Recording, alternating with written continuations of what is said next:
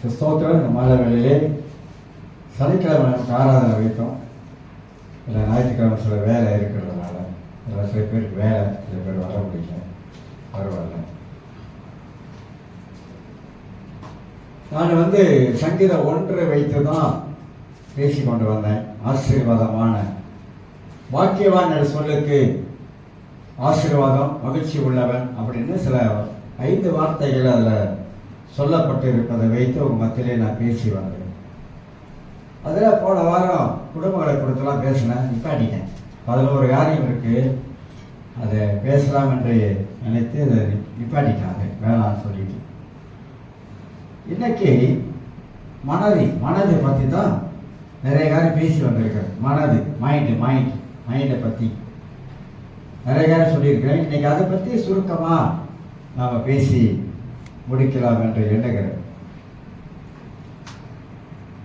மனது மனித வாழ்க்கையில ரொம்ப ரொம்ப முக்கியமானது. மைண்டை பற்றி ரொம்ப பேருக்கு தெரியாது. மனதனுடைய அதோடைய வேலை என்ன, அதோடைய மேன்மை என்ன அப்படின்னு ரொம்ப பேருக்கு அது விளங்காது, புரியாது. நான் என்னுடைய வாழ்க்கையில ஒரு 10 வருஷத்துக்கு முன்பதாக இந்தியாவில் வேலூரில் டாக்டரேட் பட்டம் கொடுத்தாங்க. நான் வேணான்னு தடுத்தேன். அதெல்லாம் எனக்கு அந்த பட்டம்லாம் பிடிக்காது.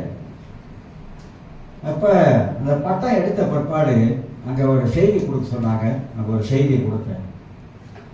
அதுலேருந்து என் மைண்டில் ஒரு காரியம் தோணுச்சு. நம்ம டாக்டரேட் பட்டம் வச்சுக்கிறது பெருசாக, அதுக்கு தகுந்த படிப்பு இருக்கணும் அப்படின்னு சொல்லிட்டு படிக்க ஆரம்பித்தேன். என் மைண்டை செட் பண்ணேன், அழகாக மைண்டை செட் பண்ணி ஆன்லைன் கிளாஸு நிறைய கிளாஸை அட்டன் பண்ணி படிக்க ஆரம்பித்தேன். வேதத்தை சரியாக முறையாக நாம் கற்றுக்கொள்ளணும் என்பதற்காக படிக்க ஆரம்பித்தேன். நிறைய புஸ்தகங்களை வாங்க ஆரம்பித்தேன். இறையல் புஸ்தகம், தியாலஜி புஸ்தகத்தெல்லாம் நிறைய காசு கொடுத்து வாங்க ஆரம்பித்தேன். வாங்கி டெய்லி படிப்பேன், நிறைய படிப்பேன், படித்து கொண்டே இருப்பேன். ஸோ எதுக்கு நான் அதை சொல்கிறேன் அப்படின்னா, என் மைண்ட் அப்படி செட் பண்ணேன். இந்த மைண்டில் தான் எல்லாம் இருக்குது. நம்ம ஒன்று செய்யணும்னாக்கா அந்த மைண்டு தான் அது வேலை செய்யுது. சோம்பல் எப்படி உண்டாகுது, சோம்பல்தனம் எப்படி உண்டாகுது? ஒரு காரியம் செய்வதை, இன்னைக்கு செய்யக்கூடிய காரியத்தை இந்த மைண்டு தான் நம்மளை சோம்பல்தனம் உண்டாகுது. இன்னைக்கு வேண்டாம் அப்படின்னு சொல்றது இந்த மைண்டு தான் இன்னைக்கு வேண்டாம் அப்படின்னு நமக்கு சொல்லுது. அப்ப இந்த மைண்டை பத்தி நம்ம சரியாக புரிந்து கொண்டா, சரியாக தெரிந்து கொண்டா, நம்மளோட வாழ்க்கையில உயர்வும் தாழ்வும் எங்க இருக்குன்னு கேட்டா நம்மளோட மனதெல்லாம் இருக்குது. மனிதன் அநேக விதங்கள்ல நீங்க உலகத்துல பார்த்தா அவன் உயர்ந்து வருகிறான். ஏன் உயர்ந்து வருகிறானாக்கா, அவனுடைய மனதை அந்த அளவுக்கு அவன் மாற்றி அமைச்சுக்கிட்டான். நான் 2 புக்கு படித்தேன். 2 புக்கு தமிழ் புக்கு தான். ஒரு ஆங்கிலத்திலிருந்து மொழிபெயர்த்தது. அது ஜேம்ஸ் எட்வர்ட் என்ற ஒருத்தர் ஒரு புக்கை எழுதியிருக்காரு. இந்த மனதை பற்றி எழுதினார். அதை படித்தேன். நிறைய அதுலேருந்து சில காரியத்தை படிக்க ஆரம்பித்தேன். இன்னொரு வெள்ளைக்காரர் எழுதின ஒரு புஸ்தகம் அது தமிழில் மொழிபெயர்க்கப்பட்ட புஸ்தகம் தான். அந்த புஸ்தகத்தை படிக்கும்போது அவர் ஒரு வித்தியாசமான காரியங்களை மனதை பற்றி எழுதியிருந்தார். இதெல்லாம் படித்தேன். நான் அதை படித்தேன். இந்த மனது எப்படிப்பட்ட காரியமா செயல்படுதுன்னு சொல்லிட்டு அதை வைத்து என் மனதை நான் மாற்ற ஆரம்பித்தேன். நான் சிந்திக்கிற விதங்களை கொஞ்சம் மாற்றி அமைக்க ஆரம்பித்தேன். எதெல்லாம் சரியா சிந்திக்கிறேன், எதெல்லாம் தவறா சிந்திக்கிறேன் அப்படின்ற அந்த சிந்தனைய முறைகளை வாழ்க்கையில மாற்றி அமைக்கும் போது வாழ்க்கையில நிறைய மாற்றங்கள் உண்டாவதை நான் பார்த்தேன். ஸோ அதுதான் இந்த மனது மனித வாழ்க்கையிலே ஒன்று நல்லதை செய்யும், இன்னொன்று கெட்டதை செய்யும். நாம எதுக்கு நம்முடைய மனதை ரொம்ப இடம் கொடுக்கிறோமோ அந்த அளவுக்கு இந்த மனதில் நம்முடைய வாழ்க்கையில வேலை செய்து கொண்டே இருக்கும். எண்ணமே உயர்வு, எண்ணம் போல வாழ்வு அப்படின்வாங்க.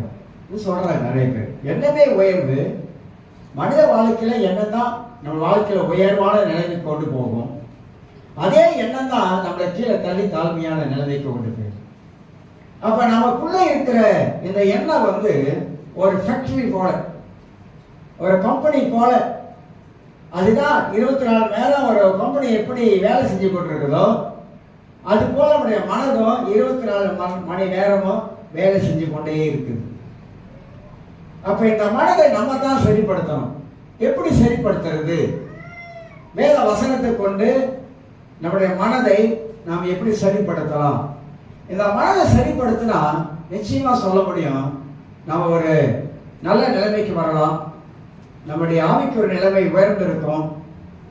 நம்முடைய உலகத்தில் வாழுகிற நிலையும் ஒரு நல்ல உயர்ந்த நிலையிலே நம்மளால வாழ முடியும் என்பது நாம் நன்றாக அறிந்து கொள்ளலாம். அவ மனிதன் பல விதங்களில் சிந்திக்கிறான், பல விதங்களில் சிந்திக்கிறான், பல காரியங்களை யோசிக்கிறான். நல்லதை யோசித்தா மனிதனுக்கு நன்மையான காரியங்கள் வாழ்க்கையில வருது. ஆனா மனிதன் நல்லதை யோசிப்பதை விட தீமையான காரியங்களை அதிகமாக யோசிக்க ஆரம்பிக்கிறான். தீமையான காரியங்களை யோசிப்பதனால அவன் வாழ்க்கை நன்மையை பார்க்க முடியல. காரணம், அவனுக்குள்ள தீமையான எண்ணங்கள் அதிகமாக இருப்பதனால அந்த தீமையான எண்ணங்கள் மனித வாழ்க்கையில மேலுக்கு வர விடாதபடி அவனை கீழேயே தள்ளிக்கிட்டு இருக்குது. இதெல்லாம் நம்ம வாழ்க்கையில வசனத்தை கொண்டு நாம் சில காரியங்கள்லாம் நாம் கவனிக்க போகிறோம். அப்ப எண்ணம் போலதான் வாழ்வு அப்படின்னா உண்மைதான். எண்ணம் போலதான் வாழ்வு, நினைக்கிற மாதிரி தான் வாழ்க்கை. நாம் எப்படி நினைக்கிறோம் அதான் வாழ்க்கை. நான் நல்லா உயர்ந்த இடத்துல வரணும், மேல வரணும், ஆசீர்வாதமா இருக்கணும் அப்படின்னா இந்த எண்ணம் தான் நமக்கு காரணமா இருப்பதை குறித்து அறிந்து கொள்கிறோம். சரி, முதல் காரியமாக மனம் என்றால் என்ன?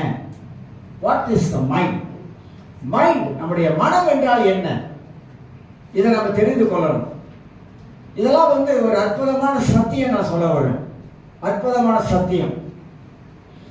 இந்த அற்புதமான சத்தியங்களை நாம கற்றுக்கொண்டு நம்முடைய வாழ்க்கையில செயல்படுத்தினா நிச்சயமாக செய்ய முடியாத காரியத்தை நம்மளால செய்ய முடியும். நம்ம முன்னுக்கு போக முடியும். தடைகளை நம்மளால உடைக்க முடியும். அதுக்கு சொல்லுவாங்க மைண்ட் செட். மைண்ட் செட்னுவாங்க. மைண்டை சரியா செட் பண்ணணும். மைண்டை சரியா செட் பண்ணிட்டாக்கா அந்த மைண்ட் நம்முடைய மனது அதுக்குள்ளாக செயல்படும் பொழுது நிச்சயமாக நம்முடைய வாழ்க்கை ஒரு உயர்வான வாழ்க்கைக்குள்ளாக நம்மளால போக முடியும். உலகத்துல இருக்கிற மனிதர்கள் நீ பார்த்தீங்கன்னாக்கா சில பேர் பாருங்க, சேரக்கூடாத ஆளோடு சேர்ந்துக்கிட்டாக்கா அவனுடைய மைண்ட்ல இருக்கிறதெல்லாம் வேறையா இருக்கும். இப்ப நம்மளும் ஒரு ஆளா சேர்ந்துட்டோமாக்கா அவனுடைய மைண்டு நமக்குள்ளாக வரும் பொழுது நம்மளும் வேற ஆளா மாறிடும். என்னோட கேள்வி என்னன்னா, ஏன் நாம் நல்லா வாழக்கூடாது, ஏன் நாம் ஆசீர்வாதமா வாழக்கூடாது என்ற ஒரு எண்ணத்தை நாம் நினைக்க மாட்டோம். ஏன் அப்படி நாம் நினைக்க மாட்டோம்? நாம் உயர்ந்த ஒரு வாழ்க்கையை வாழ வேண்டும் அப்படின்று ஏன் நம் வாழ்க்கையில நினைக்க மாட்டோம்? அப்ப மனம் என்ன அப்படின்பதை நான் சில காரியத்தை உங்களுக்கு கொண்டு நான் சொல்ல பிரயாசப்படுகிறேன் சுருக்கமாக. ஒன்று, மனிதன் நல்லதையும் கெட்டதையும் சிந்திக்கிற இடம் இந்த மைண்டு தான். நல்லதையும் இங்கதான் சிந்திக்கிறான் மனிதன், கெட்டதையும் இங்கதான் சிந்திக்கிறான். நல்லதை சிந்திக்கும் பொழுது அது எங்கிருந்து வருகிறது? அது இறைவனிடத்திலிருந்து வருகிறது. ஒரு மனிதனுக்குள்ள சொல்றாங்க கெட்ட எண்ணம்பா அப்படின்றாங்களே. ஏன் அப்படி சொல்றாங்க? உனக்கு கெட்ட எண்ணம் அப்படின்னு ஏன் சொல்றாங்க? அந்த கெட்ட எண்ணம் பிசாசிடத்திலிருந்து வருது.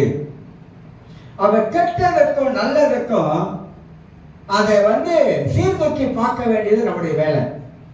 நமக்குள்ள இருக்கிற பரிசுத்த ஆவியானவர் நல்லதான் எடுத்து காட்டுறாரு, கெட்டதை காட்ட மாட்டாரு. கெட்டதை உணர்த்துவார். கெட்டதை நமக்குள்ள உணர்த்தி காட்டுவார். இது கெட்டதை அப்படின்னு உணர்த்தி காட்டுவார்.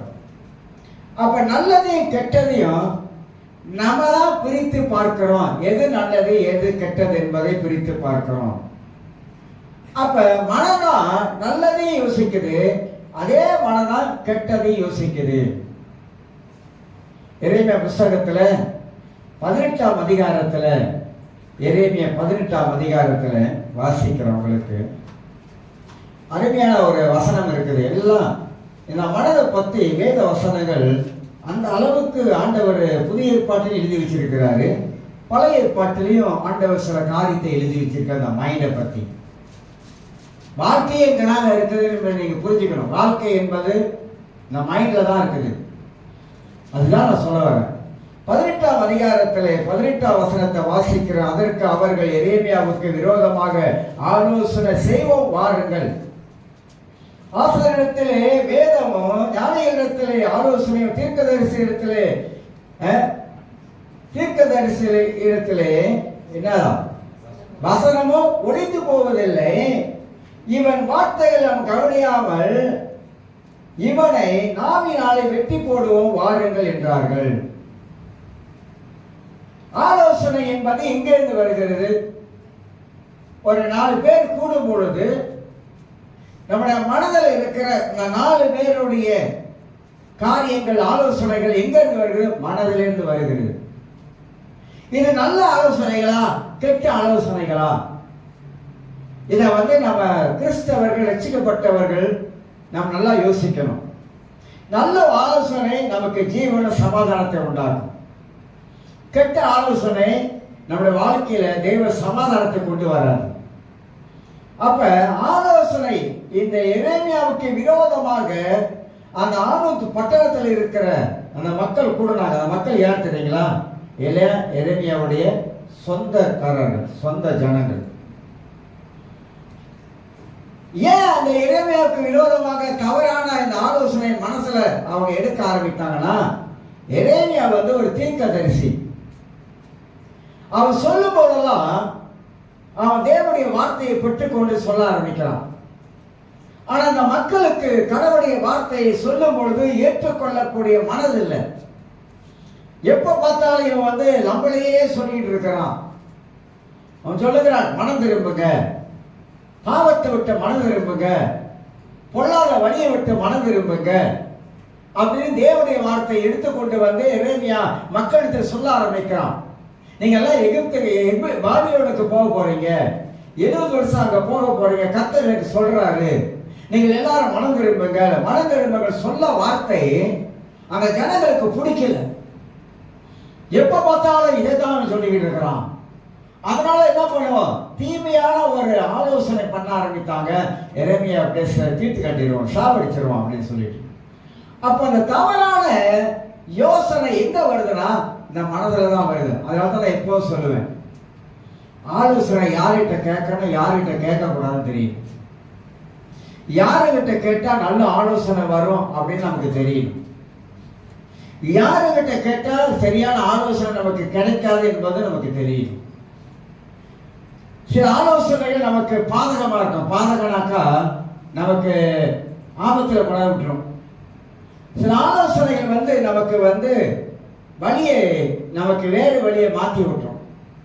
சில ஆலோசனைகள் நம்முடைய நட்பை பிரிச்சிடும்.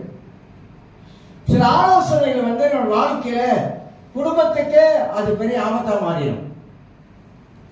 ஏன்னா கொடுக்கிற ஆலோசனை கொடுக்கிற ஆள் யாரை நீங்க பார்க்கணும்.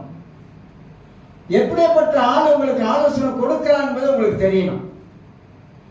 தவறான காரியத்தை சொல்லுகிற ஒரு ஆலோசனை நீங்க கேட்டீங்கன்னா சிலர் உசி போடுற ஆள் இருப்பாங்க.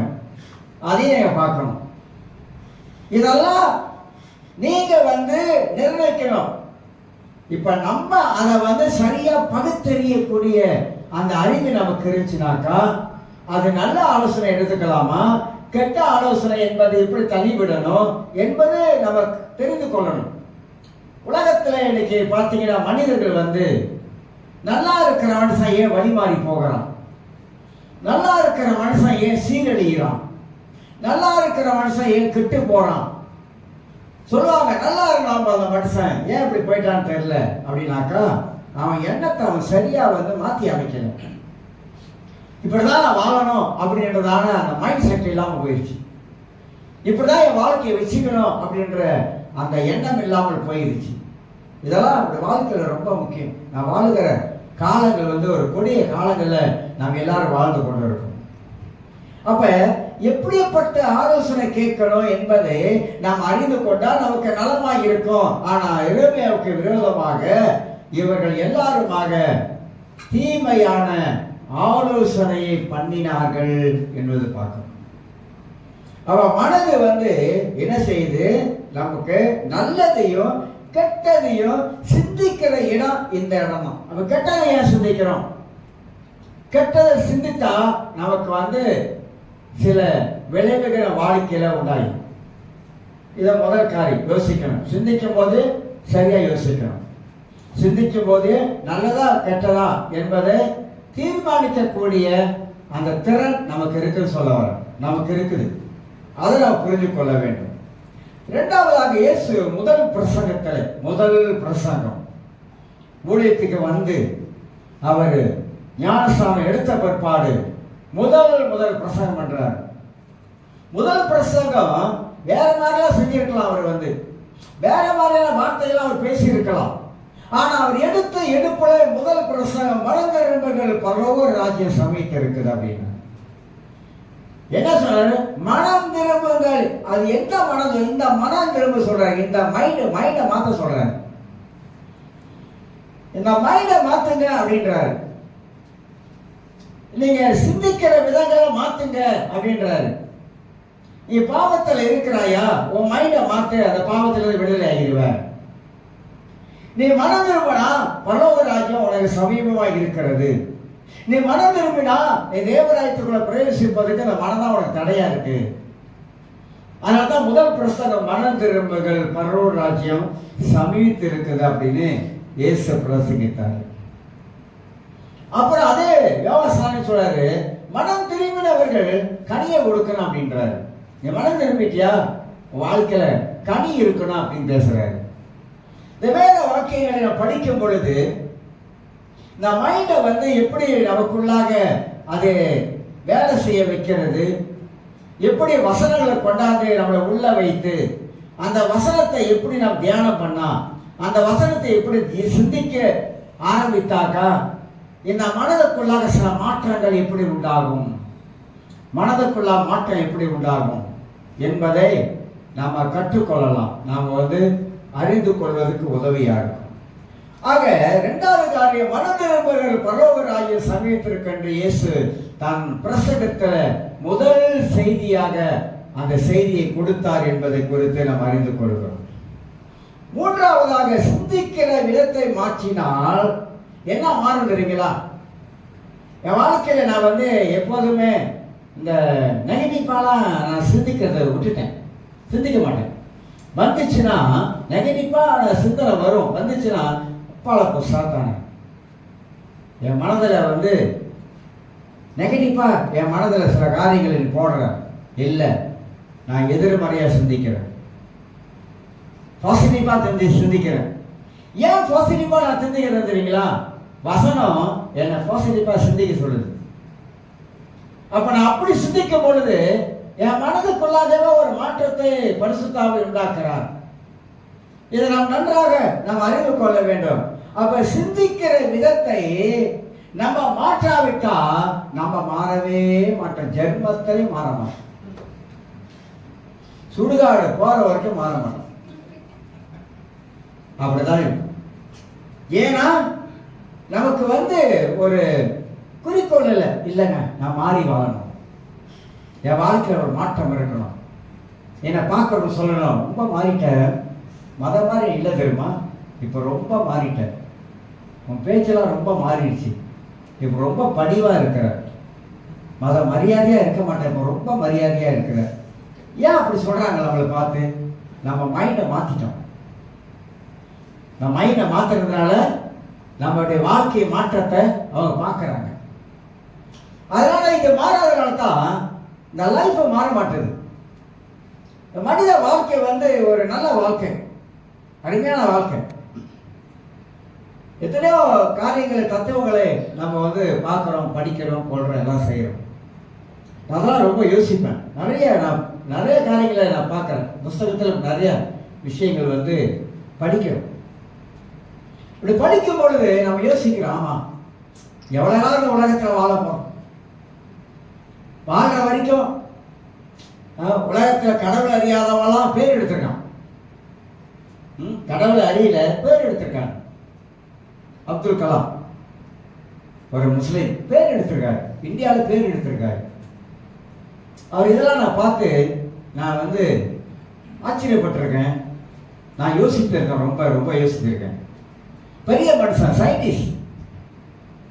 ஒரு முறை நான் சொன்ன நினைக்கிறேன், அவருக்கு நாக்காளி போட்டிருப்பாங்க, தனியாக ஒரு ஸ்பெஷல் நாக்காளி. சொல்றாரு, என்னதுக்கு அந்த நாக்காளின்னு பாருங்க. யாருக்கிட்ட நம்ம கற்றுக்க வேண்டியதாக இருக்கு. பைபிளில் நிறைய ஏன் சொல்லியிருக்காரு தான், ஆனால் அதெல்லாம் விட்டுட்டோம். ஆனால் ஒரு கடவுள் அறியாத ஒரு மனுஷனை நம்ம பார்க்கும் பொழுது அவர் மைண்டு, அவருடைய மைண்டில் என்ன வச்சிருக்காரு? ஒரு தாழ்மை என்ற ஒரு காரியத்தை உள்ள வச்சிருக்கிறார். அந்தஸ்து, பேரு, புகழ் இதெல்லாம் ஒதுக்கி வச்சுட்டாரு. இப்ப உலகத்துல ஒவ்வொரு மனுஷனும் கடவுள் அறியாத மனுஷனை நான் பார்த்திருக்கேன். நிறைய பேர் பார்த்துக்கிட்டே வந்திருக்கேன், நிறைய பேர் பார்த்திருக்கேன். சினிமா உலகத்திலையும் பார்த்திருக்கேன், நிறைய பேர் பார்த்திருக்கேன். இன்ன வரைக்கும் பேர், இன்ன வரைக்கும் அவங்களாம் பேர் இருக்குது. ஏன்னா அவங்களுடைய கொள்கை எப்படி பார்த்துருக்கேன். கடமை, கண்ணியம், கட்டுப்பாடுன்னு. கடமை, கண்ணியம், கட்டுப்பாடு. அந்த மாதிரி கொள்கையில வாழ்ந்தவங்க இருக்காங்க. கடவுள் அறியலாம், ஆனா கொள்கையில வாழ்ந்தவங்க இருக்காங்க. அந்த கொள்கையை விட்டு கொடுக்காம வாழ்ந்தவங்க இருக்காங்க. நல்ல நல்ல விஷயம் நம்ம கேள்விப்படுறாங்க, நல்ல நல்ல விஷயத்த அவங்ககிட்ட இருந்து டெய்லி சொல்றாங்க, சொல்லிக்கிட்டே இருக்காங்க. அப்பதான் யோசித்தேன், ஒரு கடவுள் அறியாத மனுஷனு இந்த உலகத்தை விட்டு போனாலும் இன்னைக்கு அவர் பேரு, புகழ் இன்னைக்கு மனுஷ மத்தியில் நிக்குதுனாக்கா, ஒரு கடவுள் அறிந்த மனிதன் நம்ம தேவனை அறிந்திருக்கிறோம். தேவன் எவ்வளோ வார்த்தைகளை பைபிளை எழுதியிருக்கிறார், எவ்வளோ சத்தியங்களை எழுதியிருக்காரு. நமக்கு அந்த மனுஷனுக்கு வச்சு பார்த்தாலும் ஏணி வச்சா எட்டவே எட்டாது, ஏணி வச்சாலும் எட்டாது. அப்ப நான் என்ன யோசித்தேன்னா, ஒரு தேவனை அறியாத மனிதனுக்குள்ளாக இப்படி ஒரு நல்ல குணம் இருந்திருக்கு, மைண்ட் செட்லாம் வேற மாதிரி இருந்திருக்கு. ஆனா கடவுளை அறிந்த நம்முடைய வாழ்க்கையில நாம் இப்படி வாழலாமா அப்படிலாம் யோசிச்சிருக்கேன். நான் யோசிச்சிருக்கேன், இப்படி நம்ம இருக்கலாமா, நம்ம இருக்கக்கூடாது. அந்த மனுஷனுக்கு இன்னைக்கு வரைக்கும் இந்தியாவில் பார்த்தீங்கன்னா பேர் புகழ் இருக்குது. ஆனா இறந்தாலும் இன்னைக்கு அவர் பேர் பேசிக்கொண்டு இருக்கு. நம்ம இறந்தா ஒரு மாசம் பேசுவோம், மறாத மாசம் கொஞ்சம் மறையும், அதுக்கு மறாத மாசம் கொஞ்சம் மறையும், மூணாவது மாசம் அவர் இருக்காருங்களா அப்படின்னு போயிடும், மறைஞ்சிடும். அந்த மாதிரி நான் இதெல்லாம் ரொம்ப யோசிக்கிறேன். என்ன யோசிப்பா, வாழ்ற வரைக்கும் தான் வாழ்க்கை. எவ்வளவு காலம் வாழ போறோம் நமக்கு தெரியாது. 6 சாவு 100 சாவு, இடையில போறவங்க இருக்காங்க, வாழ்ந்தவங்க இருக்காங்க, வாழ முடிஞ்சவங்க இருக்காங்க, வாழ போறவங்க இருக்காங்க. ஆனா வாழ்க்கை ஒரு மேகம் போலதான், இருக்கிற வரைக்கும் வாழும். அந்த வாழ்க்கை முடிஞ்சிருச்சுன்னா இன்னொரு வாழ்க்கை வருமா? ஒரு பாஸ்டரை பார்த்து ஒரு நாள் ஒரு கேள்வி கேட்டோம், ரொம்ப காலத்துக்கு முன்னாடி. பாஸ்டர், இன்னொரு பிறவி நமக்கு இல்லதான், ஆனா இன்னொரு பிறவின்னு அப்படி இருந்துச்சுனாக்கா நீங்க இந்த ஊழியத்துக்கு மீண்டும் வருவீங்களான்னு கேட்டேன். அவர் என்ன சொல்லியிருப்பார் நினைக்கிறீங்க? இன்னொரு பிறவி இல்ல, இன்னொரு பிறவி இருந்துச்சுன்னா இந்த ஊழியத்துக்கு வரவே மாட்டேங்க. ஏன் அப்படி சொல்றாரு? கஷ்டம், கடினமானது. 4 பேர்கிட்ட மொத்து வாங்கணும், 4 பேர்கிட்ட பேச்சு வாங்கணும், 4 பேர் விதமா சிந்திப்பாங்க, பலவிதமா சிந்திப்பாங்க, பலவிதமா யோசிப்பாங்க. எல்லாத்தையும் வாங்கி கட்டி உட்கார்ந்து இருக்கணும். அப்புறம் விடாம போயிட்டு உட்கார்ந்து ஜெபம் பண்ணிட்டு வரணும்.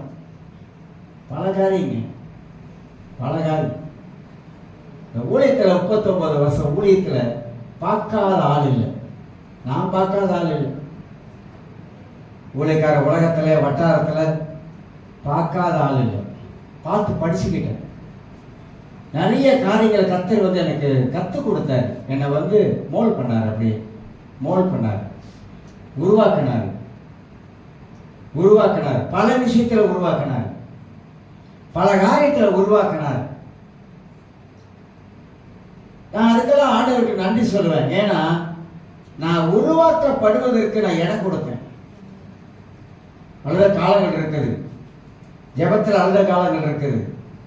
இதெல்லாம் என்னோட வாழ்க்கையில நான் உருவாக்கப்பட்ட ஒரு நிலைமையில என்ன நான் அந்த அளவுக்கு நான் இடம் கொடுத்த ஆண்டவருக்கு, உருவாக்குங்க ஆண்டவரே. தாவீது சொல்றாரு, நான் உபத்திரவப்பட்டது நல்லது, அதனால அவருடைய பிரமாணங்களை நான் கற்றுக்கொண்டேன். உபத்திரம் வருதா, மைண்ட் செட் எப்படி இருக்குது? உபத்திரம் வரும்போது அவருடைய மைண்ட் செட் எப்படி இருக்குது? பிரச்சனை வரும்போது அவருடைய மைண்ட் செட் எப்படி இருக்குது? இதெல்லாம் நம்ம வாழ்க்கையில கத்துக் கொடுக்குதுங்க, கத்துக் கொடுக்குது. நிறைய காரியங்கள் நம்ம கத்துக் கொடுக்குது. அப்ப மூன்றாவது, சிந்திக்கிற விதத்தை மாற்றிவிட்டால் இந்த வாழ்க்கை அப்படியே பூ போல மாறிடும். வாழ்க்கை பல விதங்கள்ல மாற்றம் அடைந்து கொண்டே போயிடும். அதான் இந்த மைண்ட் வந்து ரொம்ப ரொம்ப முக்கியம்னு சொல்றேன். மைண்ட் ரொம்ப முக்கியம். சிலருக்கு ராத்திரி வந்து படுக்க முடியாது, தூக்கம் வராது. ஏன் தூக்கம் வரல தெரியுங்களா? ரொம்ப சிந்திக்கிறாங்க ராத்திரி. சாப்பிட்டுட்டு நிம்மதியா போய் தூங்கணும். நிம்மதியா தூக்குறது இல்லை, அங்கதான் இப்படி கை வச்சுக்கிறது. இப்படி கையை வச்சுக்கிட்டு அப்படியே யோசித்து யோசித்து யோசித்து அப்புறம் சொல்லுவாங்க, என்ன ராத்தெல்லாம் தூக்கம் வரல. ஏன் தூக்கம் வரல தெரியுமா? என்ன யோசனை பண்ணிக்கிட்டு இருந்தீங்க? என்ன யோசனை பண்ணணும்? அந்த யோசனை நம்முடைய தூக்கத்தை கலைச்சிருது. நிறைய சிந்திக்கிறதுனால தூக்கம் கலைஞ்சிருது. நிறைய சிந்திக்கிறதுனால இந்த மைண்ட் கலைச்சு போகுதுங்க. உங்களுக்கு தெரியாது, கலப்பு வந்துடுது அதிகமா யோசிக்கிறதுனால. சிலர் சொல்லுவாங்க, இந்த இடம் ரொம்ப வலிக்குது, இந்த பின்னால இந்த சின்ன மூளை, இது வந்து சின்ன மூளை, இதுதான் ஞாபக சக்தியெல்லாம் வச்சுக்கிற மூளை தெரியுமா? பெரிய மூளை இல்லைங்க, பின்னால மூளை இருக்கல, பின்னால மூளை, இதுதான் ஞாபக சக்தியெல்லாம் உள்ள வச்சுக்கும். ரொம்ப அதிகமா யோசிக்க ஆரம்பிச்சா இங்கதான் வலி வரும், இங்கதான் வலி வரும். அவர் சொல்ல என்னன்னு தெரியல, இந்த வலிக்கிறது ஏன்னா ரொம்ப யோசிக்கிறதுனால. யோசனை வராது நான் சொல்ல வரலங்க, அது எப்படி டைவர்ட் பண்ணணும்னு தெரியும்.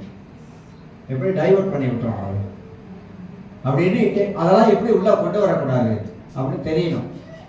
இதெல்லாம் ஒரு சாதாரண காரியம் நான் சொல்றது வந்து, இதெல்லாம் வந்து பயிற்சி மூலமாகத்தான், நம்ம செய்யற பயிற்சியின் மூலமாகத்தான் அதெல்லாம் மேற்கொள்ளணும். அதுக்கு தான் நான் என்ன செய்வேன், படிப்பேன். இந்த மாதிரி இது வந்துச்சுன்னா அந்த மைண்டை பற்றி நிறைய படிச்சுட்டே இருப்பேன். படிச்சுட்டு மைண்டை வந்து வேறு விதமாக யோசிக்க ஆரம்பிப்பேன், சிந்திக்க ஆரம்பிப்பேன். ஏன்னா கர்த்தர் இருக்கிறாரு, கர்த்தர் மீட்பராக இருக்கிறாரு, அப்படி கொண்டு வரோம் மைண்டுக்குள்ள. கர்த்தர் அவளை பலப்படுத்துவாரு, கர்த்தர் அவளை வெட்கப்படுத்த மாட்டாரு, இதுவரைக்கும் நடத்தின ஆண்டவர் நீ நடத்துவாரு. இப்படி வந்து மைண்டுக்குள்ளாக வசனங்களை கொண்டு வந்து கர்த்தர் பெரியவரா மைண்டுக்குள்ள வைக்கிறது, தேவனை பெரியவரா வைக்கிறது. அவரால் எல்லாம் கூடும், அவரால் எல்லாம் முடியும், அவரால் எல்லாம் செய்ய முடியும், என் நடத்துகிற ஆண்டவர் தான் அப்படி சொல்லிட்டு அந்த மைண்டை அப்படியே மாற்றி அமைப்பதற்கு இதுதான் வழி. வேற வழி இல்லை, வேற வழி ஒன்றும் கிடையாது. ஆனால் பிசாசு ரொம்ப தொந்தரவாதி. அந்த மைண்டுக்குள்ளதான் போட்டு நம்மளோட குழப்பத்தையே உண்டாக்குவோம். பல காரியம் இன்னைக்கு நடக்கிறதுக்கு இன்னைக்கு காரணமே இந்த மைண்டு தாங்க. இது சரியில்லாத தான் இன்னைக்கு வந்து நிறைய பிரச்சனை, குடும்பத்திலேயும் ப்ராப்ளம், பிரச்சனை. ஏன் பிரச்சனை? நம்ம வந்துங்க ஒரு 20 வயசு இல்லை, கல்யாணம் பண்ணிட்டோம், குழந்தை இருக்குது, திருப்பி அந்த குடும்பத்துக்கு வந்துட்டோம் பாருங்க. வரக்கூடாதுன்னு நினைச்சேன், திருப்பி அங்கதான் வர சொல்லுது, அங்கதான் வந்து காலைக்கு சொல்லுது. நமக்கு வந்து கல்யாணம் பண்ணிட்டோம், குழந்தைகளை பெற்று எடுத்துட்டோம். இந்த மைண்டை எப்படி நம்ம செட் பண்ணணும்? எப்படி செட் பண்ணணும்? ஒரு பூஜானா இருந்தோம், நிமிதா வானம் குளிஞ்சா பூமி, ஏன் நம்மளை கேட்கறது அப்படின்னு வாழ்ந்தோம். அது முடிஞ்சிருச்சு, திருமணம் ஆயிடுச்சு, பிள்ளைகள் ஆயிடுச்சு. இப்போ ஒரு வாழ்க்கையை வந்து அழகாக செட்டில் பண்ணி வச்சிருக்கோம். ஒரு வாழ்க்கை, நமக்கு ஒரு வாழ்க்கை, நமக்கு குடும்பம், நமக்கு பிள்ளைகள் இருக்காங்க. இப்போ மைண்ட் செட் எப்படி ஆகணும்? இந்த குடும்பத்தை எப்படி நம்ம சரியா முன்னுக்கு கொண்டு போகலாம்? இந்த மைண்ட் செட் இல்லைன்னா மண்ணாங்கட்டி தான். ஏன்னா இதை வந்து நம்ம வாழ்க்கையில நான் சொல்றேன், உலகத்திலே தலை சிறந்த குடும்பம் வேற யார கூட்டாளிகள, மச்சால, மாமால, தொக்கால, தொழுக்கால, உலகத்திலே தலை குடும்பம் தான். அந்த குடும்பத்தை வந்து நீங்க திருமணம் ஆன பிற்பாடு உங்க மைண்ட் செட்டை எப்படி வச்சுக்கணும் அப்படின்றது உங்களுக்கு தெரியலனாக்கா தகவல. வயசு எத்தனைப்பா? 50 ஆச்சு, பாதியை தாண்டிட்ட. 50 வயசு வரைக்கும் 50 வயசு ஆச்சு. 50 வயசுல என்னத்தை சாதிச்சிருக்கிற? என்ன சாதிச்சிருக்கிற? உன் மைண்ட் எப்படி இருக்கு தெரியுமா? இந்த பிள்ளைங்க இருக்கிற கை பிள்ளைங்க, சின்ன பிள்ளைங்க சொல்லுவாங்கல்ல, சொல்லுவாங்க நடைமுறையில் அதான் சொல்லுவாங்க, சின்ன புத்தி அப்படின்வாங்க, சின்ன பிள்ளை புத்தி அப்படின்வாங்க. ஏன் அப்படி சொல்றாங்க என்ன தெரியல, வருது சார், அப்படியே வருது. நான் என்ன சொல்றேன்னாக்கா, உனக்கு 50 வயசு ஆச்சு, உன் புத்தி வளர்ந்துருக்கணுமா இல்ல உன் புத்தி சின்ன பிள்ளை புத்தியா இருக்கணுமா? சின்ன பிள்ளை புத்திக்கு என்ன அர்த்தம் அதுக்கு தெரியாது. ஆனா நமக்கு அப்படி இல்லை. நம்ம வந்து ஒரு 50 வயசை பிடிச்சிட்டோம் எட்டி. இந்த 50 வயசு கீழே திருமணமாகி எத்தனை வருஷம் ஆச்சு? இப்ப திருமணமாகி 10 வருஷம் ஆச்சா, 15 வருஷம் ஆச்சா, 20 வருஷம் ஆச்சா, இல்ல 5 வருஷம் ஆச்சா? உன் லைஃப்ல நீ என்னப்பா யோசனை பண்ணிட்டு இருக்கிற? என்ன சிந்தனை பண்ணிட்டு இருக்கிற? என்ன சிந்திக்கிற? ஃபியூச்சரை வந்து எப்படி சிந்திக்கிற? உன்னுடைய எதிர்காலத்தை எப்படி பார்க்கிற? உன் எதிர்காலத்தை எப்படி யோசிக்கிற? மனதில் நல்லா இருக்கணும்னு பார்க்கறியா இல்ல நான் இப்படிதான் இருக்கணும்னு பார்க்கறியா? எப்படி பார்க்கிற? ஃபியூச்சரை எப்படி பார்க்கிற? அதை யோசி. நான் கடவுளை அறியாத காலத்திலையும் நான் வந்து கூட்டாளி தான், அதெல்லாம் வச்சுக்குவேன். ஆனா சம்பாதிக்கிற உழைக்கிறதுல வந்து சோம்பலத்தனம் இருந்ததே கிடையாது. சோம்பலம் இருந்தது கிடையாது. உழைக்கிறதில்ல, சம்பாதிக்கிறதில்ல. நான் கல்யாணம் பண்ண காலத்திலே நான் வந்து வீட்டை கட்டினாள் தெரியுமா? தானாராம் வீட்டை கட்டினாள். சொந்த வீட்டில் குடியிருந்தாள். சொந்த வீடை வாங்கிறதுக்கு முயற்சி எடுத்தாள். அப்போ என் மைண்ட் செட் அப்போ எப்பொழுது இருக்கு நீங்கள் பாருங்க. நான் எப்படி இருக்கணும்னு நினைச்சேன், எப்படி வாழணும்னு நினைச்சேன். இதெல்லாம் உடைய மைண்ட், இதெல்லாம் இங்கதாங்க இருக்குது. அப்ப நம்ம வந்து உழைக்கிறோம், சம்பாதிக்கிறோம், வாழ்க்கையில ஒன்னே ஆசை இல்லையா? இன்னைக்கு பேட்டி கேட்டுறாங்க, ஒர்க் ஷாப்காரன் பேட்டி கேட்டுறாங்க, அதெல்லாம் பார்க்காதீங்க. கேட்கிறாரு ஒருத்தர் வந்து, நீங்க எப்படி அந்த ஒர்க் ஷாப்பை எப்படி சொந்தமா திறந்தீங்க? அவர் சொல்றாரு, 15 வயசுல நான் வந்து வேலைக்கு போனேன், வேலையை கத்துக்கிட்டேன், சம்பளம் பார்க்கல, வேலையை கத்துக்கிட்டேன். எங்க அப்பா எங்களுக்கு வேலையை சொல்லி கொடுத்தாரு, வேலையை கத்துக்கிட்டோம். சீரண்ட வேலை செஞ்சேன், வேலையை கத்துக்கிட்டேன், இன்னைக்கு சொந்த ஒர்க் ஷாப் வச்சிருக்கேன். அவன் மனுஷன் சொந்த தொழிலை கத்துக்கிட்டு அவன் என்ன பண்றான்? 5 வருஷம் 10 வருஷம் வேலையை நல்லா திறமையா கத்துக்கிட்டு, காடி தொழில் வேலையை கத்துக்கிட்டு சொந்த ஒர்க் ஷாப்பை திறந்துடுறான். ஏங்க நம்ம ஆளுங்க வந்து கைத்தொழில் செய்ய மாட்டாங்க? எதனால? மைண்ட் செட் தெரியல, இந்த இதை யோசிக்க தெரியல. இதை செய்யுது என்னத்த, அதை செய்யுது என்னத்த. படிப்பு இல்லை, ஒன்றும் இல்லை, சொந்த தொழிலாக இருக்கணுமா இல்லையா? சொந்த தொழிலுக்கு நாட்டில் வந்து எவ்வளவு வாய்ப்பு கொடுக்குறான்னு தெரியுங்களா இன்னைக்கு வந்து. ஆனா நம்ம தமிழ் மக்களுக்கு, பிள்ளைங்களுக்கு அதுல வந்து நாட்டமே இல்லை. போயிடணும், அந்த கம்பெனிக்கு போயிடணும், காலையில இருந்து 7 மணி வரைக்கும் வேலை செஞ்சு ஒரு 1500 கொடுப்பா, 700 கொடுப்பா, அது போதும். அது போதுமா? படிக்கிறது அப்படித்தான். இது படிச்சது போதும், அதுக்கு படிச்சு நான் என்ன செய்ய போறேன்? ஒருத்தர் தான் அப்பனார் பிள்ளைய படிக்க வைக்கணும்னாக்கா என்ன அவன் சொல்ல, அவனுடைய மைண்டு பாருங்க எப்படி இருக்குன்னு. அவன் லோரி ஓட்டுறான், அவன் பிள்ளை என்ன பண்றான்? நீ படிச்சுட்டா போது, நீ லோரி ஓட்டு. நான் மைண்ட் செட்டு சொல்றேன், அந்த மைண்ட் செட்டு பாருங்க. மைண்டு எப்படியெல்லாம் வந்து நம்மளை வந்து கீழே தள்ளுது பாருங்க, லோவான ஒரு இதுக்கு கொண்டு போகுது. அதனால தமிழ் சமுதாயம் இன்னைக்கு இப்படி இருப்பதற்கு காரணமே இந்த மைண்ட் வந்து வாழ்க்கையில நல்லா இருக்கணும் என்றதான எண்ணம் இல்லைங்க, எண்ணம் இல்லை. ஒரு தமிழன் பார்த்தா நமக்கே பொறாமையா இருக்கு. எப்படா இந்த அளவுக்கு வந்திருக்கான், அவனை போய் அடித்து மட்டத்தில் போய் கேட்டாதான் தெரியுது அவன் எவ்வளோ கஷ்டப்பட்டு வந்திருக்கான், எவ்வளோ எஃபோர்ட் போட்டிருக்கான், எவ்வளோ உழைச்சிருக்கான் வாழ்க்கையில் வர்றதுக்கு. ஒரு ஆள் கண்ணீரோடு சொல்றாரு, நிறைய துரோகங்களை சந்திச்சுட்டேங்க, அன்பை காட்டி மோசம் போயிருக்கிறேன், நிறைய ஏமாந்து இருக்கிறேன், ஜெயிலில் ஒரு 5 வருஷம் இருந்திருக்கேன், இப்போ எல்லாத்தையும் விட்டு என் பிள்ளைக்காக நான் வாழ்கிறேன், என் பிள்ளைக்காக எல்லாத்தையும் விட்டேன் அப்படின்றார். என் பிள்ளைக்காக எல்லாத்தையும் விட்டுட்டு நான் ஒரு நல்ல வாழ்க்கை இப்போ வாழ்கிறேன், இப்போ வந்து என்னை சீண்டுறானுங்க அப்படியே அழுகுறாரு. அதனால் மனித வாழ்க்கை ஒரு உயர்வான வாழ்க்கை தான். ஆனால் நம்ம நினைப்பு தான் பொழப்ப கெடுக்கிறது. இந்த நினைப்பு தான் பொழப்ப கெடுக்குது, வேற ஒன்றும் இல்லை. அதனால நம்ம கொஞ்சம் சிந்திக்கிற விதத்தை கொஞ்சம் கொஞ்சமாக மாற்றினாலே போதும். நீங்கள் எங்கேயோ போயிடுங்க, போய் அகலமாக கால் வைக்காதீங்க. அகலமாக கால் வைக்கிறதுக்கு முன்பதாக கொஞ்சம் யோசித்து பாருங்க. அகலமாக கால் வச்சா அந்த காலை 2வது எடுக்க முடியுமா, எடுத்து ஒன்றா வைக்க முடியுமா அப்படின்னு போய் யோசித்து பாருங்க. இதில் காலை வைக்கிறது, அதில் காலை வைக்கிறது, அதில் காலை வைக்கிறது, பின்னால் காலை வைக்கிறது, எல்லாம் சுற்றி காலை வச்சுட்டு அப்புறம் அப்படியே பரதநாட்டியம் மாதிரி ஆடிட்டு நிற்க வேண்டியதான். அப்படியே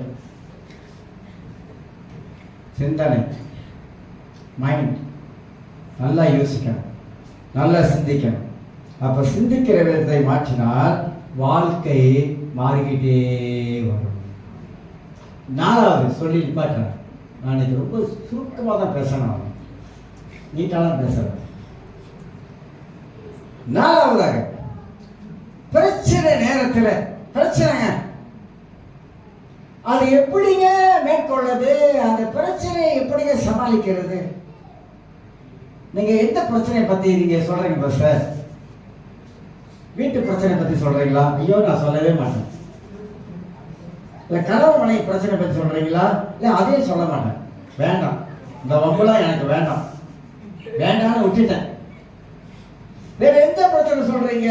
நானா போய் மாத்திக்கிறேன், நம்மளா போய் காலை விட்டுக்கிறோமா சில வேலைகள்ல விட்டுக்கிட்டு அப்புறம் வந்து ஐயோ குத்துதே குடையுதே அப்படின்றல அந்த பிரச்சனை சொல்றேன். அந்த பிரச்சனை சொல்றேன். பிரச்சனை வந்தா மேற்கொள்ள தெரியணும். பிரச்சனை வந்தா பிரச்சனை பார்க்கிற விதம் உங்களுக்கு தெரியுமா? பைபிள் இருக்கு, அப்படி இருக்கு, பைபிள் இருக்கு. பைபிள் படிச்சாலும் நமக்கு தெரியும். பைபிள் இருக்குன்னு சொல்றோம், எங்க இருக்கு அப்படின்னு நீங்க யோசிப்பீங்க. படிக்காதான் தெரியும். இப்ப நான் வந்து புதிய ஏற்பாடுலாம் பல முறை படிச்சுட்டேன். படிச்சதுனால தான் அந்த புதிய ஏற்பாட்டுல எங்கெங்க என்ன இருக்கு என்பது எனக்கு தெளிவா தெரியும், நல்லாவே தெரியும்.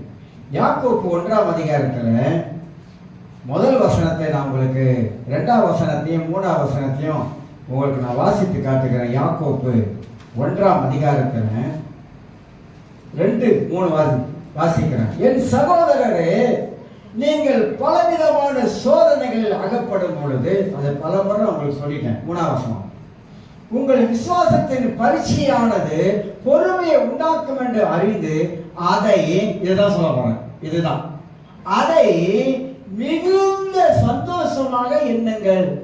எப்படி சொல்றாரு யாக்கோப்பு?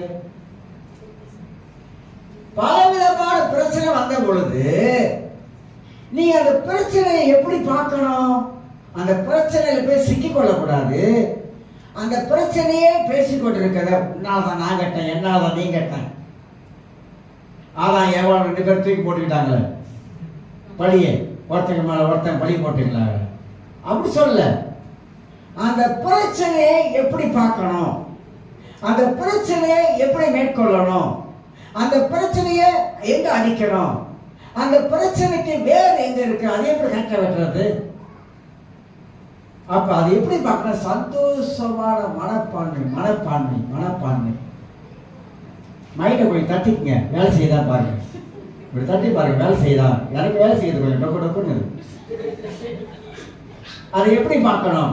ஓ, இந்த பிரச்சனைய இப்படி பார்த்தா அது ஜெயிச்சிடலாம்.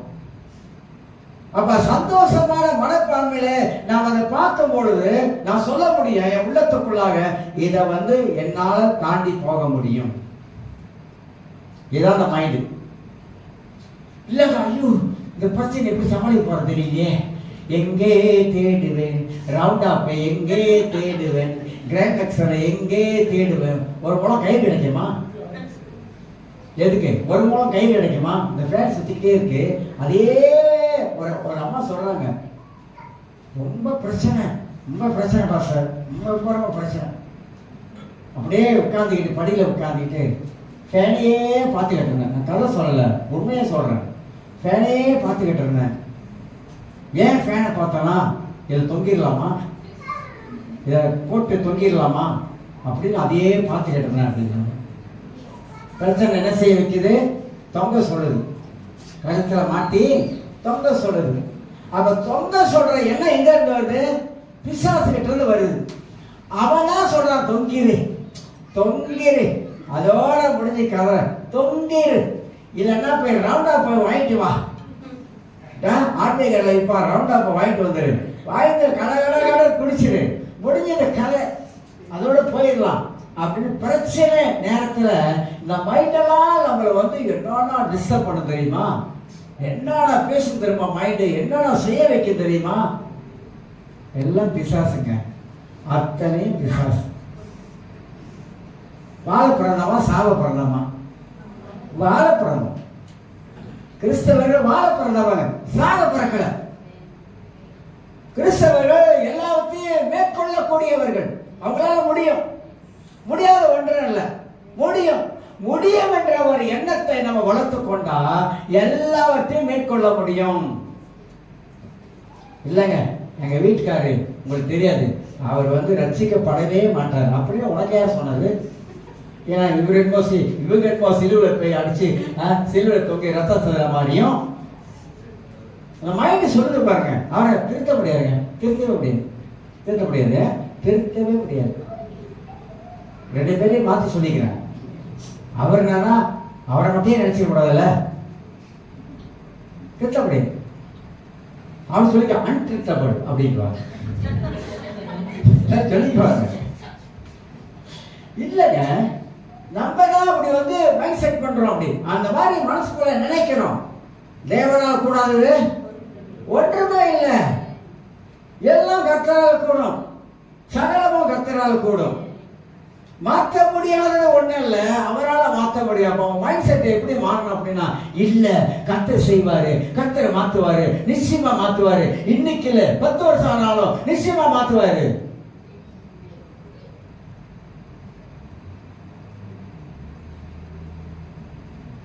ஒரு கதையை சொல்லி முடிக்கிறேன். எதுக்கு சொல்லியிருப்பேன்னு தெரியாது, மறந்துருப்பீங்க. நான் கதை மறக்க மாட்டீங்க, நீங்க வசனத்தை என்ன மறந்துடுவீங்க, ஆனா கதையை நீங்க மறக்க மாட்டீங்க. இதே செந்தூர்ல அப்போ நாங்கள் பெரிய சாமி டேஸ் கூட ஊழிட்டு போவேன். காடியில் நானா காடி ஓட்டு போவேன், நிசான் சாமி புது கார். போகும்போது ஜம் பண்ணிகிட்டே போவோம். இப்போ வீட்டில் கூட்டம், அவருடைய கணவன் மனைவி 2 பேரும் உட்காந்துருக்காங்க. மனைவி சாட்சி சொல்கிறாங்க, எங்கள் வீட்டுக்காரரு பயங்கர தண்ணி அடிப்பார், பயங்கரமாக தண்ணி அடித்து கவர்மெண்ட் வேலை, ரோட்டில் விழுந்த கிடப்பார். போய் நான் தான் தூக்கிட்டு வரேன், கூட்டிகிட்டு வரேன், அவரை பிடிச்சி 4 பேர் போயிட்டு கூட்டிகிட்டு வரேன், வீட்டில் போகும். நான் இப்போ முடிவு எடுத்தேன், என் மனதில் ஒரு முடிவு எடுத்தேன். ஆண்டவரே, எங்கள் வீட்டுக்காரர் மட்டும் ரட்சிக்கப்பட்டார்னா நாங்கள் 2 பேரும் குடும்பமாக ஊழியம் செய்வோம் அப்படின்னு நான் அன்றைக்கி ஒரு தீர்மானம் பண்ணேன் மனதில். அதுக்காக ஜெபம் பண்ணேன். 1 வருஷம் இல்லை, 2 வருஷம் இல்லை, நம்ம 1 வருஷம் 2 வருஷம் ஜெபம் பண்ணிட்டு அவ்வளோதான் அப்படின்ட்டு கீவா பண்ணிட்டு போயிடும். 10 வருஷம் விடாமல் ஜெபம் பண்ணியிருக்காங்க. ஆண்டவரே நீங்கள் ரட்சிப்பீங்க, கண்டிப்பாக ரட்சிப்பீங்க, நாங்கள் குடும்பமாக ஊழியம் செய்வோம். 10 வருஷம் முடியுமா? 10 வருஷமா ஜெபம் பண்ணாங்க. அந்த 10வது வருஷத்துல கர்த்தர் அவர் தொட்டார், ரட்சிக்கப்பட்டு. அவரும் பக்கத்துல உட்கார்ந்துருக்காரு. இன்னைக்கு அவன் சொல்றாங்க எதிர்த்து, இன்னைக்கு நாங்க 2 பேரும் ஆண்டவருக்காக ஊழியம் செய்யறோம் அப்படின்னா தீர்மானம். சரியா தீர்மானம் சொல்லுங்க. முடியாதுன்னு சொல்லாதீங்க, நடக்காதுன்னு சொல்லாதீங்க, வாயில வர வேணாம். அதெல்லாம் கெட்ட வார்த்தை. நான் நிறைய எழுதி வச்சிருக்கேன். நடக்காது, முடியாது, அதெல்லாம் கெட்ட வார்த்தை. கெட்ட வார்த்தை ஒன்றும் வாயிலிருந்து புறப்பட வேண்டாம். பக்தி விருத்திக்கு ஏதுவா நல் வார்த்தை உண்டானா மற்றவங்களுக்கு பிரயோஜனம் உண்டாக பேசினார்ல. கெட்ட வார்த்தை என்ன வார்த்தை? இதுதான். அதேங்க நடக்க போகுது, அதேங்க திரும்ப போகுது, அதேங்க மாற போகுது. அதெல்லாம் கெட்ட வார்த்தை, நல்ல வார்த்தை இல்லை. நல்ல வார்த்தை எது தெரியுமா? கர்த்தரால கூடும், கர்த்தரால முடியும், கர்த்தர் செய்வாரு, கர்த்தர் நிச்சயமாக நடத்துவாரு. இதுதான் நல்ல வார்த்தை. அதை சொல்லுங்க, நல்ல வார்த்தையை சொல்லுங்க, பாசிட்டிவா பேசுங்க. முடியாததை முடியும்னு சொல்லுங்க, நடக்காததை கர்த்தர் நடத்தி வைப்பார் சொல்லுங்க. நீங்க சொல்ல சொல்ல சொல்ல உன் மைண்டு வந்து அந்த அளவுக்கு மாற்றம் அடையும். நீங்க சொல்ல சொல்ல சொல்ல ஆண்டவர் அந்த ஜெபத்தை கேட்கிறவர், இந்த வார்த்தையை கேட்கிறவர் உங்களை கனப்படுத்துவார். அப்புறம் நம்ம கண்கூடா பார்க்க முடியும் ஆண்டவர் கிரியை செய்வதை நம்மளால பார்க்க முடியும். ஆபிரகாமுக்கு எத்தனை வயசுங்க புள்ள பிறந்துச்சு? இந்த பைபிள தான் பார்க்கணும் பாஸ்தா, எங்க எனக்கு தெரியல. எத்தனை வயசுல? யாரோ ஒரு வாய் வருது, பாக்கி நினைக்கிறேன். எத்தனை வயசு? 100 வயது. 100 வயது. ஆண்டவர் வாக்கு கொடுத்த எத்தனை வயசுல? 75. மாவட்டத்தில் நட்சத்திரங்களை பாரு, மைண்ட் பார்க்குது, அவன் மைண்ட்ல பார்க்கணும், அப்படியே பார்க்கணும், நட்சத்திரங்களை பாரு அப்படின்னு மைண்ட் வேலை செய்யுது. ஆனா அந்த இடைப்பட்ட காலத்துல காத்திருந்தான். அவன் நினைச்சிருக்கலாம். அப்ப கூட சாரால் கொஞ்சம் ஜாலியா சிரிச்சுட்டாங்க. இது எங்க நடக்க போகுது அப்படின்னு லேசா சிரிச்சாங்க. அப்புறம் பயந்துட்டாங்க. ஆனா நடந்ததா இல்லையா? நடந்துச்சுங்க, நடந்துச்சு. நான் என்ன சொல்ல வரேன் அப்படின்னா, இந்த பைபிள் இருக்கிற வாக்கு தத்துவங்களை உங்க மைண்டுக்குள்ள போட்டுட்டு நீங்க சொல்ல ஆரம்பிச்சீங்கன்னா அந்த வாக்கு தத்துவம் நிச்சயமா நம்முடைய வாழ்க்கையில நடக்கும் என்பதை உங்க மைண்ட்ல வந்து திரிச்சிருங்க. இல்ல இன்னைக்குல ஒரு நாள் நடக்கும், நிச்சயமா நடக்கும். அந்த எண்ணம் நமக்கு வந்துருச்சுன்னா நிச்சயமா நம்மளோட வாழ்க்கையில வெற்றி, ஜெயம் இதெல்லாத்தையும் பார்க்க முடியும். இல்ல நான் இப்படிதான் இருப்பேன், நான் இப்படிதான் இருப்பேன், இல்ல அது என் தலையில எழுதிருச்சு. என் தலையெழுத்து உன்னை கட்டிக்கிட்டேன், அப்படியே என் தலையெழுத்து சொல்லுவாங்க. என் தலையெழுத்து உன்னை கட்டிக்கிட்டு நான் படுற அமைதி அப்படின்னு சொல்லாதீங்க. தலையெழுத்து இல்லை, தலையில யாரும் எழுதல. சொல்றாங்க மண்டை ஓட்டுல எழுதிட்டாங்க. தமிழ்லையா, இங்கிலீஷ்லயா, ஹிந்திலையா, இல்ல உருது மொழியிலையா, இல்ல கிரேக்க மொழியா, எப்ரே மொழியா, எந்த மொழியில் எழுதி இருக்குது மண்டை ஓட்டுல? சொல்லுங்க. எவன் புளி வச்சான் ஒரு நாள்? புழுவன் உன் தலையெழுத்து அப்படின்னு புளி என்ன புழுவிட்டான். தமிழ்ல அவனை சொன்னா தெரியுங்களா, விதியை கூட மதியால் வரலாம் அப்படின்னா. விதி இருக்குல்ல, விதி விதி விதி சொல்றாங்க. ஐயோ நீ தண்ணி பக்கம் போகாத, அங்க உனக்கு விதி இருக்கு, தண்ணியில விதி இருக்குது அப்படின்னு. அத கூட இந்த மதியால அப்படின்னு அந்த அறிவால வென்றலாம். மனுஷன் கண்டதை நம்புறாங்க, அதுதான் பிரச்சனை. கண்டதை நம்புறான். அவன் மனது வந்து ஒரு இடத்துல இல்லை, அப்படியே அலை மோதுது. அப்படி போனா ஆகுமா, இப்படி போனா ஆகுமா, அப்படி செஞ்சா ஆகுமா, இப்படி பண்ணா ஆகுமா, ஒன்னும் நடக்கிறது ஆகாது. பெரியவர் ஒருத்தர் இருக்கிற மேல நீங்க மத்திய 9ஆம் அதிகாரத்துல ஒரு சம்பவம் இருக்கு. வாசி பார்த்தீங்கன்னா ஒருத்தனை வந்து ஆண்டவர் சுகமாக்கிடுவார். அப்ப பரிசேயர்கள் எல்லாம் வருவானு. அவனுடைய வேற மாதிரி மனசுல நினைக்கிறான், இவர் எப்படி இவர் வந்து தேவனுடைய இதை மீறாரு இவர் வந்து, அப்படியே மனசுல நினைக்கிறான். அதுக்கு இயேசு அழகா சொல்லுவாரு, நீங்கள் உங்கள் சிந்தனைகளிலே இருதயத்திலே தப்பான காரியங்களை யோசிக்கிறது என்ன அப்படின்னு. தப்பான காரியம் யோசிக்கிறீங்க, தவறான காரியம் யோசிக்கிறீங்க அப்படின்னு. பைபிளில் தான் நம்ம மனசை பற்றி எழுதியிருக்கு. அதை மாற்றுவோம் சிந்திக்கிற காரியத்தில் மாற்றுவோம். எல்லாம் எழுதுவோம். சோத்திரம் ஆண்டவரே, நன்றி ஆண்டவரே, தேவனே நன்றி அப்பா.